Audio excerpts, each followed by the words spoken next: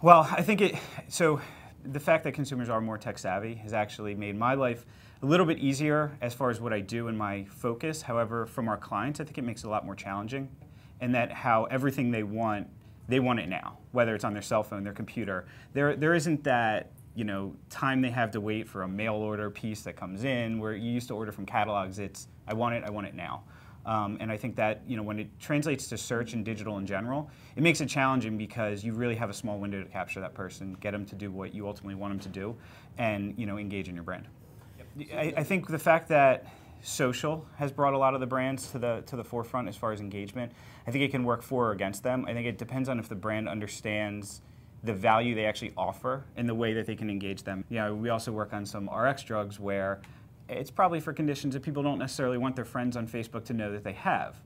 So when we have clients that ask, how can I engage that person, it's a lot harder because that engagement has to happen behind the scenes when other people can't see it, or with other people of like mind as them. And unfortunately, right now, the social world doesn't really offer that, in my opinion. So a lot of clients actually bring up the fact that they want to create an environment that is for this audience, which brings up a whole other set of problems, which is that does this audience really want to have a brand or a drug company overlooking what they're actually talking about?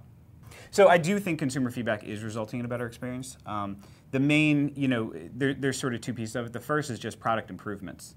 So things that you want to see different. Obviously, when it comes to some of the maybe non-drug related health products, you have a little more flexibility there. I think from the other side of it, what I don't actually see when it comes to a drug or a medicine, people taking advantage of what they can get from this audience that's online. They do focus groups, and so they hire these people to come in and do it. But you have a focus group that's 24/7 right at your hands on your website, whether it's even on other blogs. It's maybe you can't capture them on your site and get comments, but start listening to what they're doing on the web and what they're saying about the product and improve it from there. Obviously, it's a little slower moving. So I do think some companies benefit. I think others just really can't. They can listen to the feedback and maybe try and change things, make a pill smaller, make it a different flavor, stuff like that. But I don't think, unfortunately, all companies can benefit from that conversation.